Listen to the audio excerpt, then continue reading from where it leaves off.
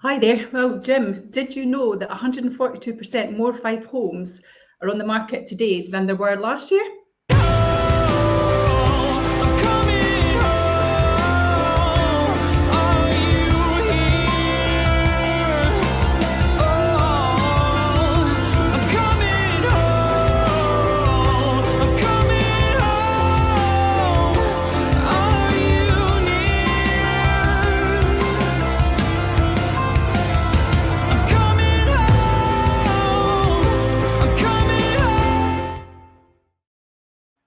That's no surprise, is it? Yeah, what do you think about that then? Well, that is no surprise. 142% more Fife homes are on the market than today than over a year ago. You could see that. You could see that every single time. Every single time I do the weekly update, here's a plug for the Sunday night show at 7 o'clock. Weekly update, 7 o'clock show. I talk about the numbers every single week about all the properties coming into the market and all the properties that are sold right across Fife through that area. So it's no surprise to me that there is 142% more properties than there was over a year ago.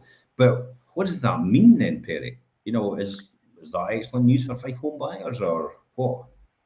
Well, it is excellent news for Fife home buyers and actually for Fife landlords, because as properties are no longer flying off the shelf as they did last year, I think the number of properties available to buy is beginning to return to long-term kind of averages that we've seen historically, haven't they? Yeah, absolutely. I would say that, yeah, you're absolutely right. This means that really there's a greater choice for Fife buyers, and this will reduce the pressure on the Fife housing prices. In return, it will put us back to a normal Fife housing market for buyers and for sellers, actually. You know, because I don't know, but it's been happy days and it's make hay while the sun shines and all the rest of it for the past couple of years. But it has to come to, I wouldn't say to an end, but it has to come to a slowdown and a stable market from now on. That's what I would say anyway. It's certainly what we're seeing, I think, isn't it? I mean, the average UK estate agency now has 25 homes for sale. This is the highest level of properties on the market since December 2021, when the average estate agent had 21. So, it doesn't sound a great deal, but when you multiply that over, then 4 for everybody extra makes an impact, doesn't it? It does really, yeah, absolutely. Well, it does. Is that how you judge it? Is that the best way to kind of understand where the market is, Jim? Sorry, what was that? Is that the right way to judge it on how many we've got listed as agents? What's your thoughts on that? Yeah, I think, well, but the thing is, when you look at it, and I'm going to dive into analytics here. The average UK estate agent has 25 homes for sale, the highest level of properties on the market since December 2021. Okay, when it was 21 home for sale a year ago. But you might find as well that I've got a funny feeling that there's more estate agents in the market than there was a year ago as well, because of the boom. Therefore, the extra 4 for each estate agency, that doesn't seem a lot. But when you think about it, it would be interesting to know what the number of estate agents were last year and what it is now, because I believe that's probably a lot higher in terms of the global number of properties. However, you've got to remember though, properties per estate agency brand is not the best judge of the property market and where we're actually going. So let's then take that a wee step forward here and look at the actual Fife statistics, which will tell us a significantly different story, probably a wee bit slightly or significantly, it just depends how we look at it. So Fife detached homes in December 2021 were 120 available, and today it's 360 available. That's an increase of 200% in the number of properties available. Fife semi-detached houses. Sorry, Jim, I was just going to say, do we think that that's a surprise though? Because we've seen that, haven't we? We've seen the larger properties come into the market, haven't we? It's because it's a higher price point. Therefore, though, the higher end will take a lot longer to sell. And Fife detached homes are usually the highest price point. Semi-detached, if you know the history and the meaning behind semi-detached, the humble semi-detached home and the terraced home was actually brought out about the fact that people could not afford to buy a detached home on its own. So therefore, what they decided to do, instead of having the door on the front, they would actually put the doors on the side of the properties and actually subdivide it in the middle and make semi-detached houses. That's exactly what it was for. People couldn't afford it. Therefore, it's coming back to that sort of fruitation today, and the fact that detached houses are actually quite high in terms of the price point in comparison to buying a terraced house. And most people, because of affordability criteria, will actually end up going for a semi or a terraced house. And most people who are going for terraced houses will now probably go for apartments or flats, because again, they are affordable, easily affordable in comparison to the prices of other ones. So it's no surprise that it probably will be finding in these statistics that the most number of properties, style of properties or type of property on the market is actually the detached. What about the semi-detached home then? Have you got stats on that?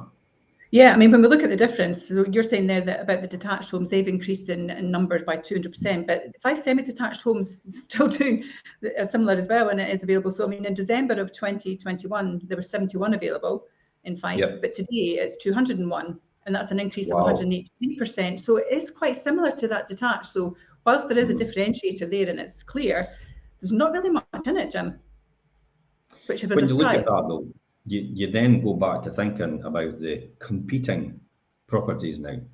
So if people have got more properties to choose from, therefore that's why you have the supply and demand now, and why possibly home reports will be the offer over the home report probably will either be a home report value or a wee bit more, or possibly even a wee bit less. I've heard the story already from some other agents that they're actually getting less than home report now overall, and it's because the more supply on the market. Now, at this point in time, Classic and Christmas, I just showed it the other now, where there's more properties actually selling last week than was actually being listed. Which tells me straight away, if you're going to sell your house, do it now. Get it on the market now, or even get it prepared now to hit the ground running when you go into January. And it is like we talked about this morning about the people that go to list in early new year are on the start, or on the beginning. They're standing at the start line on a race. Because this is what it is effectively to get your house sold. It's a race. The people that are doing the preparatory work now, when the gun goes on the start line, they're running past the people who are just starting off, because they've already started and built momentum already by putting their house on the market now, or even preparing to get their house on the market, actually getting someone out. Now, classic for me is I need preparation, because people want me to do video walkthroughs. There's no way I'm going to be doing a video walkthrough for someone when it's a really bad day outside. So therefore that put me back. So therefore that's why I tell people, if you're going to list your property early new year, start doing preparatory work now. So the videos can all be put together. Sandy Craig's is a classic example. These videos I did was almost 2 or 3 weeks ago. The drone footage was the second draft of drone footage after going back the next time, because the first draft I just wasn't happy with. So I went round and took drone footage again because it was a beautiful sunny day. So I purposely went round because I had the preparatory time to do it. If you don't have that time to do it, therefore you're shoehorned into a corner. You've got to go with what you've got. And the existing drone footage for Sandy Craig's had mist in the background. But the current ones do not. It's beautiful sunny days. You can see the blue skies, you can see the blue water in the background, you see the green lush fields, you can see the manicured back garden because it's all been done now. And that's why it's important to prepare beforehand. Terraced houses are actually quite an interesting one, to jump back to the subject that we're talking about. So terraced are townhouses, which is townhouses on 3 levels, and they've got a house either side. In December 2021, 52 were actually available for sale, and today it's 127 available. Now that's an increase of 144%. So see how that percentage is actually coming down as the price point is probably coming down as well, and the affordability for a person. The Fife apartments is a really good one, or flats. 175 available in 2021, and yet 287 available, an increase of 64%. But you notice there's almost as much apartments as detached homes available for sale, because a lot of people actually don't want to start with flats and apartments. But what they forget is they're more affordable, they're easier to heat, and it's easier to actually exit and potentially keep that property, and dare I say it, for an investment property for later on. Because, and also you're not fishing in that bigger pond either on that bigger price point, are you? Which means that the chances are that you're going to be able to transfer it over quite quickly to a new buyer potentially, aren't you? yeah, definitely. And that's where everybody starts anyway. And that's where investors start. And that's where first-time buyers start. And that's where downsizers go to as well. Is they tend to go to these to release the money in their detached homes or their semi-detached homes. Once all the family's grown up and they're just there with themselves, with their partner. The overall increase of 142% then is year on year. This growth in properties for the sale has also been seen across all areas of the British Isles. This is important because when there's a more significant availability of homes, this diminishes the increase in pressure on house prices. So how does a lower number of properties for sale make such a huge difference then, Perrie? How does that? How does a lower number of properties for sale make such a huge difference if that's the case? I think it makes a big difference. I mean, coming in early spring of 22, the levels of properties for sale were low, weren't they? And we've seen that from the December 21 stats, as we've just shown there. It's almost like Hobson's choice for buyers, wasn't it? It was almost like this illusion was created that they had a choice when actually the reality was that they didn't. It was like, take that one or there isn't another one. But it was kind of an illusion that was created that there was more out there to have. Totally. So, buyers then believed that they had a bit more of a choice when really the reality was that they didn't. So they had to pay top dollars to secure their 5 homes at that point, didn't they? So the Fife properties that had their sale agreed upon in the early spring of 2022 and completed their sale, say, September time, because as we know, we talk about it can take 4 or 5 months from advertising to keys handed over. Everybody's forgetting as well, isn't it? It's the very fact that, I want to move in the spring. Well, you better be putting your house on now then, or you better have it on already, because you'll not be moving in the spring, putting your house on the property, putting your property on the house, putting your property on the market in spring. You'll be moving more than likely in autumn. And if you're putting your property on the market in summer, you'll more than likely be moving in winter, because it's going to take at least 3 to 6 months, depending on the conveyancing process and what needs to be done by the solicitor, not us, by the solicitor, in that process to make sure that goes through in the correct manner and the correct legality of the manner of the whole process. And that's what I mean about exhibiting the title, making sure you're buying what you're buying, making sure on an older property that is what it is in terms of if there's any things like issues with woodworm that need to be investigated, any issues with damp that need to be investigated, anything like that as well. That's what holds up the whole conveyancing process. So if you want to move in the spring, you put your house on the market now. And I think the most simplistic way of describing that for me is if you want to, whatever season you want to sell in, you really need to get going the season before that. Potentially even the season before that. Maybe, yeah. Yeah, that's kind of where I'm thinking. I mean, the number of properties for sale with agents have to offer buyers is increasing. This will fundamentally boost the choice of Fife buyers, meaning we will move into a more balanced Fife housing market overall. Nevertheless, it's vital that Fife sellers place their properties when they go into the market in line with what the Fife home buyers are prepared to pay.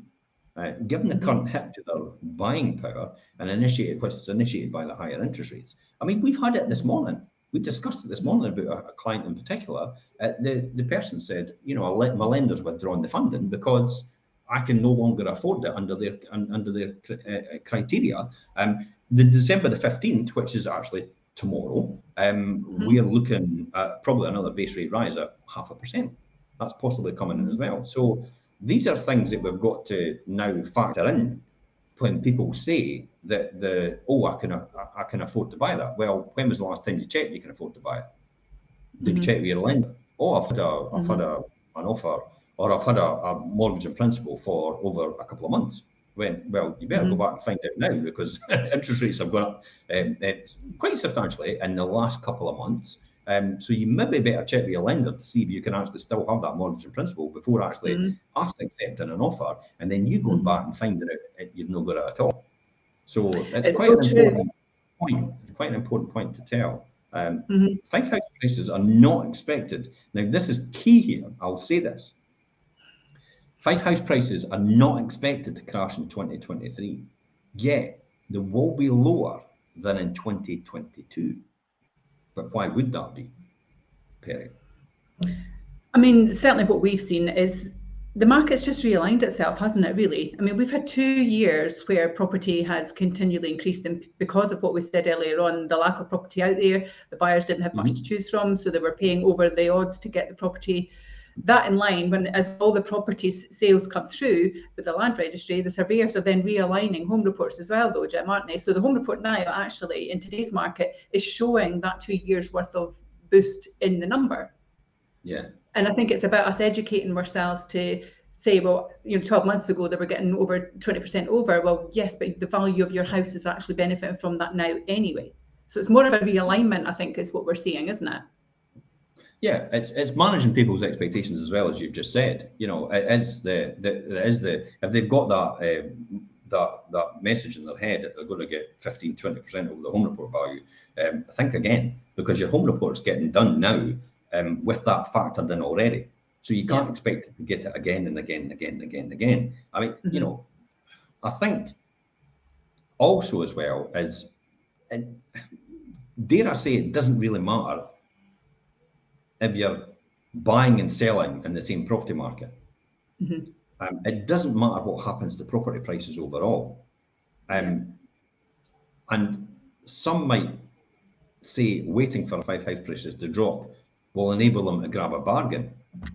But it won't make any difference. I mean, I'm sorry to rain on anybody's parade here, but you should read the recent article that discusses what will happen if first-time buyers wait for Fife house prices to drop. If they waited because interest rates are rising, the extra mortgage payments would cost them a lot more in the savings they would actually make on the purchase price when it actually dropped.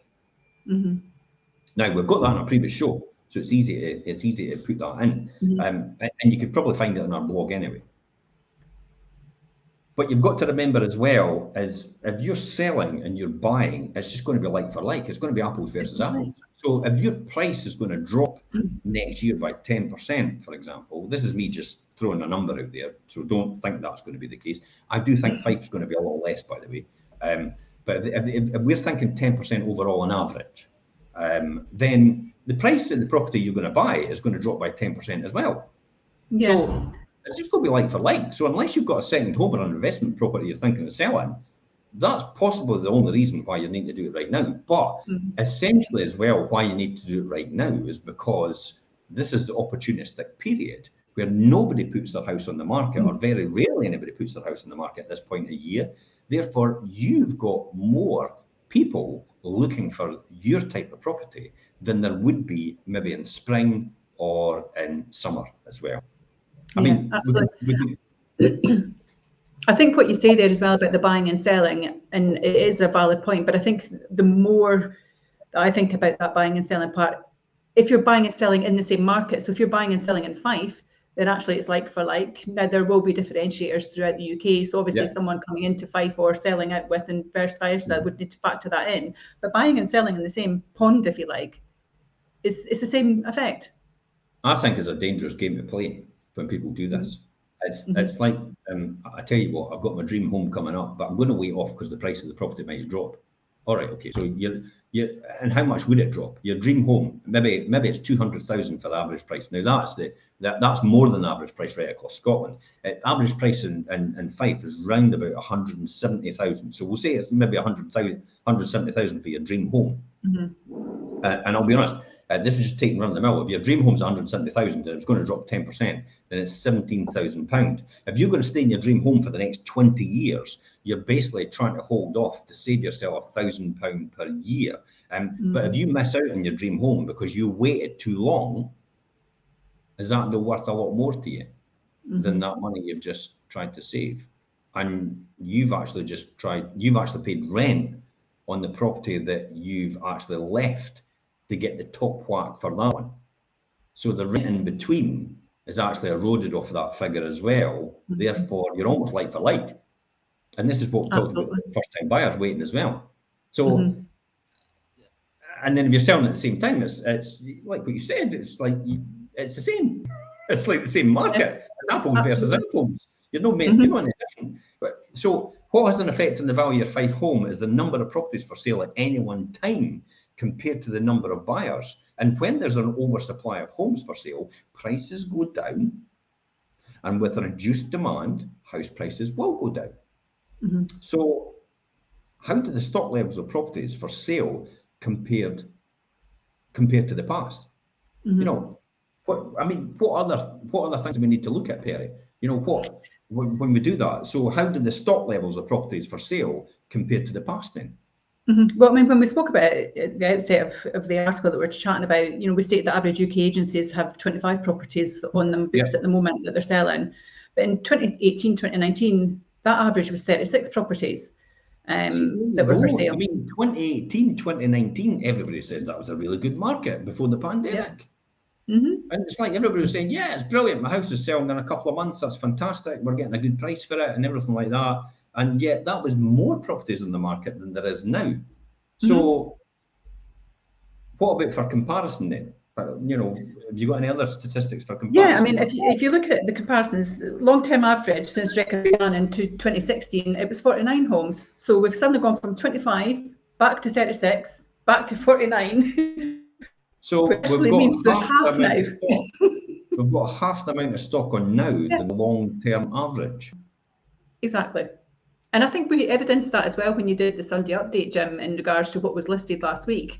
It was like 82 properties were listed last week, where historically we've been seeing like, it was around about the 150, then it went 140, then it went 120, and then it was kind of around about the 100 mark, and now we're like sub 100. So it's definitely a seller's Absolutely. I'm just trying to see if I can actually see that statistic, that number for last week. It was quite an interesting one. We actually showed that. Yeah, okay. That's it there. Let's just here. I'll see if I can share this on the screen.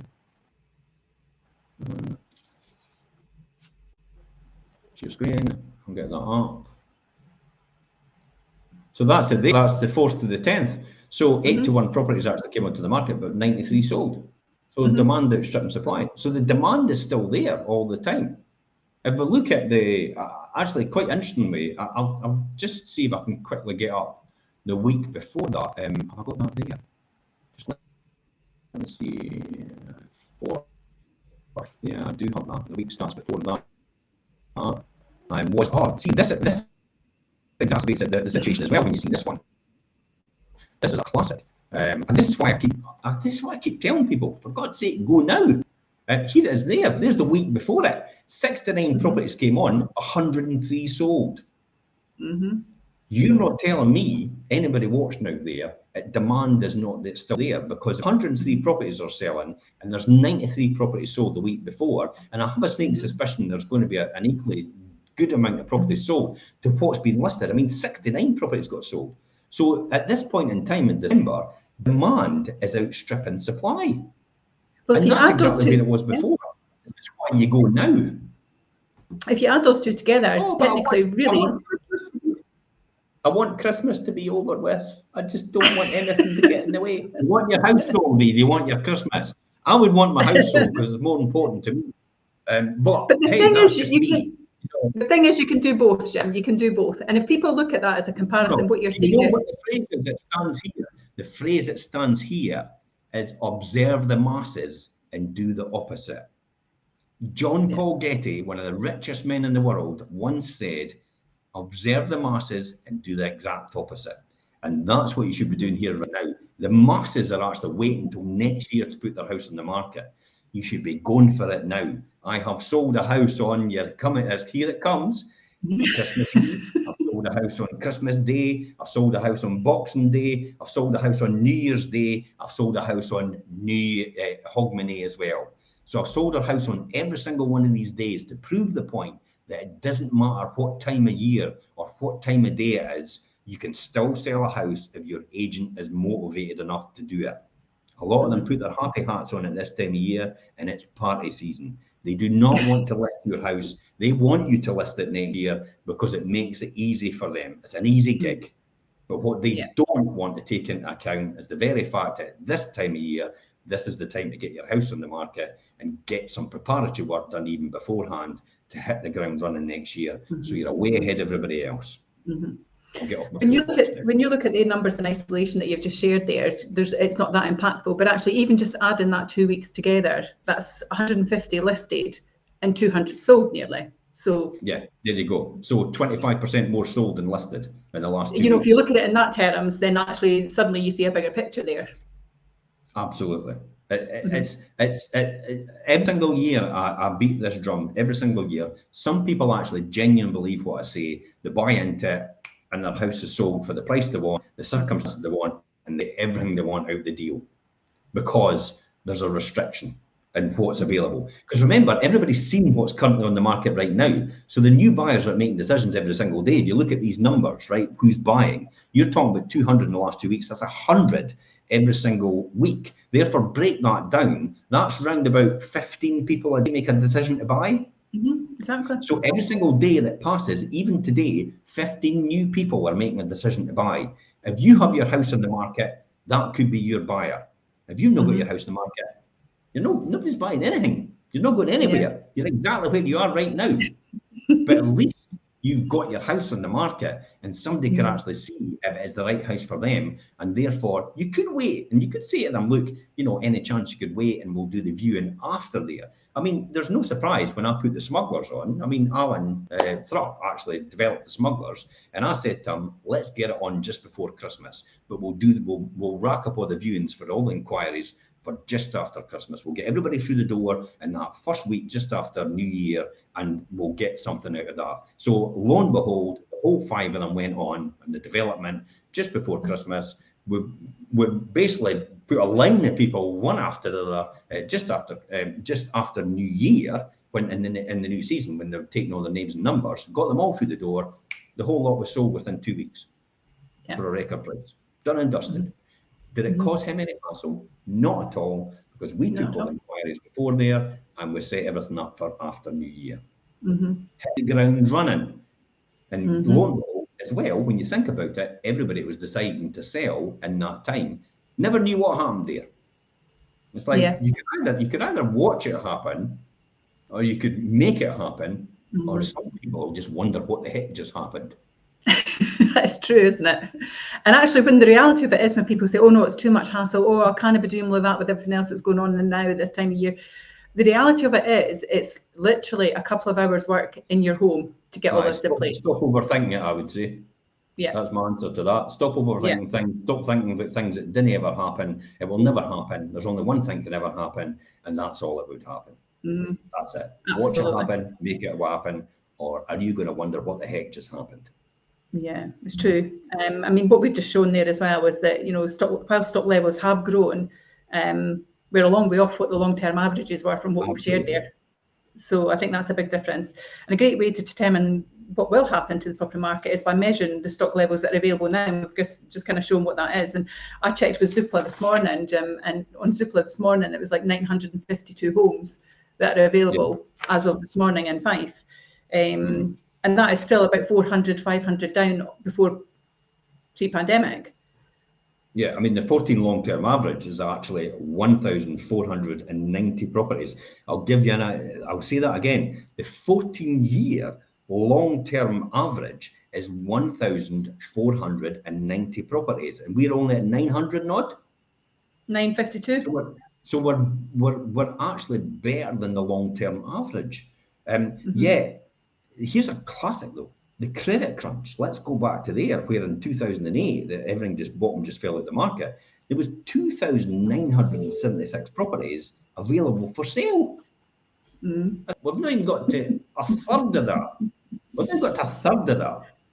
So well, if you think about it, people out there are saying it's going to crash. It's going to crash. It's like it's not going to crash. Well, that's 2,976. We've actually only got 952, so we're 2,000 properties less as of this morning. Huge difference, isn't it? I mean, I envisage that some component of scarcity to persist in the Fife property market, meaning that whilst the house prices that we're being achieved in the spring of 2022 won't be replicated in 2023. It also won't fall dramatically next year. But remember, the house prices that were achieved in the spring of 2022, actually the price is locked in to the value now of the home reports getting done in 2023 anyway. So, you know, we're talking about this mindset of I'm wanting 15% over the home report value. No, it's locked in already. It's delusional to think that's going to be the case. It's not going to go on forever like that. You know, people just can't do that sort of thing, and because affordability is one of them, and the criteria of the average salary to the average price of a property, which is still around about 5.5. Somebody actually came on to me on a personal message and says the property markets and all this and all that, and you should watch this, and I'll send you a wee graph, and they sent me a wee animated graph, and it came out as 9 times. And he says, that's why the property is going to struggle. I went, well, in Fife, it's 5.5 times the average salary. So we're still very, very affordable. And this guy couldn't believe it. He actually was very surprised. I went, well, it is. It is. It doesn't lie. The average price is the statistics you get off the government when the land registry actually registers them all. And then the average salary is, again, of the government. So they're two credible bodies that actually know exactly what they're talking about. So why would you know then see that? See, this comes back to about the fact that this is all based on facts. This is not opinion. You know, opinion can sway things about people's mindset, and about, should I buy, should I hold back, should I save, and all the rest of it. And the person that's driving that opinion right now is the media. And I'll be honest, you don't want to listen to the media, because unless it's the facts, do not listen to their opinion. They have no idea what they're talking about. They just want to make headlines. Every single morning, I've got Yahoo Finance that comes up and it goes, the stock market's reacted adversely to so-and-so and so-and-so. And then I look at the stock market and it's like it's dropped to 0.5%. And that's adversely. 0.5%. You're having a laugh. It's like, when I say adversely, and this is how other people think adversely, they think, oh my God, it's crashed. It's like, but that's why it's a dramatic word, isn't it? Yeah, that's why they're using such emotive words to emphasize something, but it's actually clickbait. It's to get you to click on that, to read the article, so they can sell you the advertising that's on there. That's what it's for, because they make money when you click on their article. They make money when you watch their article. Why do you think TV and ITV need you to watch programs? So they can sell the advertising space, because that's how they generate their money. If they've got boring programs on there, you'll never watch it. Therefore, advertisers will pull away from them and they'll not make any money at all. This is all clickbait. Media is designed to do that. It's to get you to read what they're saying so they can sell the advertising. That's all it's for. Exactly how you've got YouTube, how they say, I made £1 million in 5 days. It's like, you know, you made £1 million in 5. I tell you what, my company is worth £6 trillion. And it's because somebody paid me, you know, like somebody paid me £50 for one share in my company, and therefore every other share worth £50 would mean my company's worth 6 trillion. I've seen somebody do something stupid like that, but that's clickbait. That's what it works, because nobody, you know, no one, maybe one person paid you £1 for a share, but you've got 50 million shares, and that means your company's worth 50 times 50 million, which is 250 billion or whatever it is. I feel a Dragon Dens moment coming on. That's done and how they emphasise that. Yeah, it's all these different things that do. So let's go back to what we're talking about.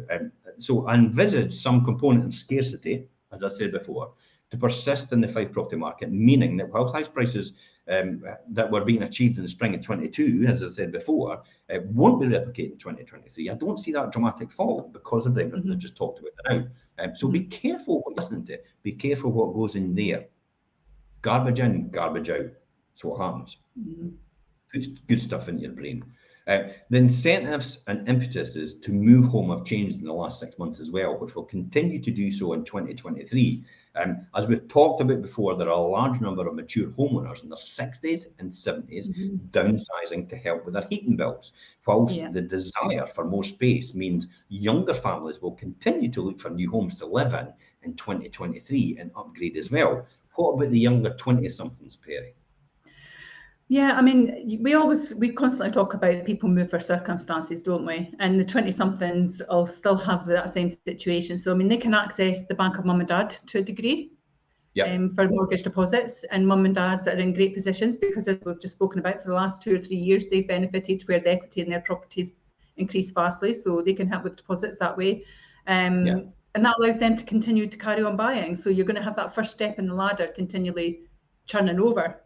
And it's especially true because double-digit rental inflations make renting quite expensive sometimes, depending on where you're at, yeah, compared to buying. So even if with the increased interest rates, the mortgage yeah, payments potentially could still be less than the rent payments. And also it goes back to what you said earlier, Jim, if they're going to wait for a year, so how much are they paying in rent over the year? How much have they not been able to save because of that?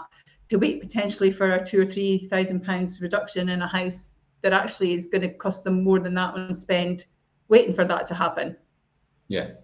We go on about this all the time, and I have this. I used to talk about this all the time as well, and how the fact that property prices are going up all the time, and it's not fair. It's like, but the reality is, guess what? Newsflash: life is not fair, and it never will be. And if you're telling your kids that it's fair, it's delusional. But that's a different story. It's That's not another fair, show. and that's fine. But what you need to realise as well, though, is you've got a huge amount of equity in your property. Other people have huge amount of equity in their properties as well, and they're choosing to actually release equity to help their children on the property ladder. So they're getting a head start on you, and if the numbers make sense for them, it works for them as well. And you could say that's not fair, but that's just the way it is, and that will continue to be like that just now. So if you're in that comfortable position that you can do that, it's something you should really seriously think about. The equity release route is actually a really good route as well, because equity release for people that are 50 years old, or is it 55 and upwards? I'm sure it's 55 because I'm Yeah, it's 56. 55. Aye, It's I'm 55. 56 now, and I thought, oh, I could actually get the equity release, because the equity release route is actually quite an attractive route if you do it right. And the reason I say that is because if you're 55 and over, they give you an interest-only loan, and some of them are actually quite affordable. So you're only paying the interest element back on the finance each year, which allows your children then to get a deposit for their house. It has to be gifted, by the way, to them. It gives the deposit for their house to let them get on the property ladder and lets them get started. And then you've only got the interest to pay on it. That's all. You've not got the capital element to pay. Now, I'm not a big fan of equity release if you're going to let it compound, because equity release usually doubles the mortgage that you've just got, the equity that you've just released every 7 years in that way, if it's 15% equity, the rate. But it's not huge rates like that. We have a specialist, Bobby Shand, actually. It actually ran over the numbers with me, and I thought, oh, that's quite affordable, actually. And it's always in the back of my mind as a wee exit strategy. I need money at a short-term for a year or something like that. I think, oh, that's a really good route to take. To do that, because you're only paying the interest on it for somebody like me, and you're not paying the capital, so it's not a huge amount if it's a certain amount. I mean, if you're only taking 40 grand out, and say the equity release was 6%, you're only taking 6% of 40 grand. And if I get my calculator out, I know what the figure is. I'm just going to do it for the sake of this. 40 grand times 0.06, 2,400 divided by 12, which is £200 a month. So to get 40 grand as a deposit out of your property, and you're paying 6% on equity release, you'll pay £200 a month to allow your children to get on the property ladder. Your children might be paying about £400 to £500 a month for their current property on a rent. So when you think about it, £200, no so bad. And then their mortgage that they've got to pay as well. Remember, it's only the interest element you should be thinking about, because the capital repayment element goes to the value of the property. So I look at a capital mortgage. I did have one on my place in Spain here. I looked at that as a savings plan, because the interest element was like 0.5%. So it was literally €30 a month I was paying. It's like €30 a month to have a place in Spain, and the rest is just a savings plan. That's it. In essence, it's going to the capital of the property. So that's how you have to think about it, and you have to look at it. We talk about this a lot more in the wealth creation shows, if anybody wants to get into that. and watch the wealth creation shows, because I give away all these secrets. Because I start to speak about this logically, folk go, I never thought about it like that. It's like, why did I not think about it like that before? Well, you don't know what you don't know, and that's why you learn from other people that have trodden that path before. Hence the reason why we do the wealth creation shows. See how I've managed to get that a plug in as well. I know. So you're all waiting, Fife.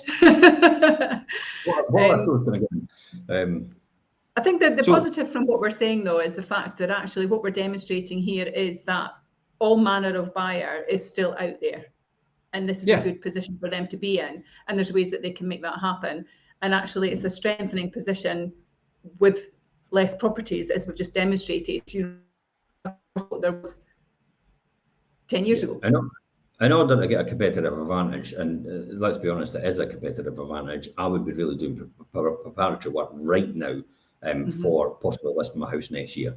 I would at least be speaking to an agent in order to say to them, you know, what should I be doing, or where should I be, or what's my numbers? You know, what is the value of my house?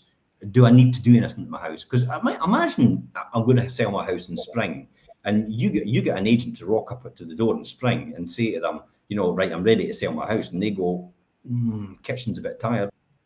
That'll really decrease the value of your property, and you're going, I can't get a contractor for at least 6 months to put a new kitchen in or even do anything. It's like you've got to wait till autumn then to do anything, or you've just got to go now and actually sell your property at possibly less than it probably would have got if it hadn't had a new kitchen. That's what you've got to worry about. Even a room to decorate, you know how long it takes to get contractors to do anything. Even a heating system. You know, it's like I could get a heating system, maybe I could get a grant towards it. So therefore, getting a grant towards it to get the new heating system, because it's beneficial, would take you maybe about 16 weeks to get that application through, to get the grant for the new heating system. So if you go now and think you're going to be selling in summer next year, and then you wait till summer next year and then think, oh, you should have got the heating changed, you're not getting the grant then to do that. You're going to have to pay out your own pocket, because you've got to apply for it. You've got to do the process first.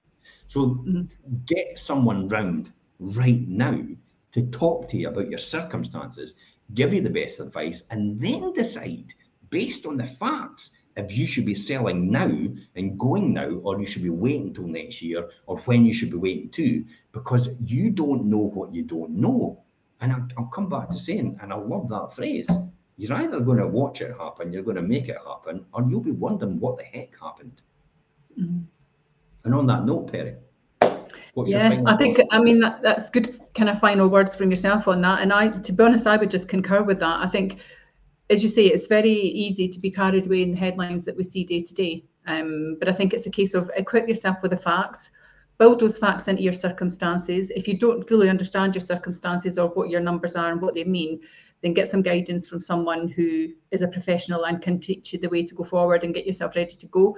I think waiting till lastminute.com is not a good thing. I like the analogy that you say, Jim, about, you know, the starting block gun goes and people are just running past you and you're just taking off. That's what will happen if you don't prepare for things. So people always move for circumstances. Circumstances rarely will happen overnight. So, you know, get your plan in place and get moving with it. You fail to plan, you plan to fail. And on that note, thanks very much for the show. And we'll see you all in the next show. Saturday morning show, isn't it? And what's the Saturday morning show about? Is getting ready at Christmas for selling in the summer. So it's quite relevant to what we've just spoke about. Exactly. Getting ready at Christmas for selling in the summer. That's how long it's going to take. Okay. Bye-bye. Are you hitting the button this time? I am. I'm on it. Take care.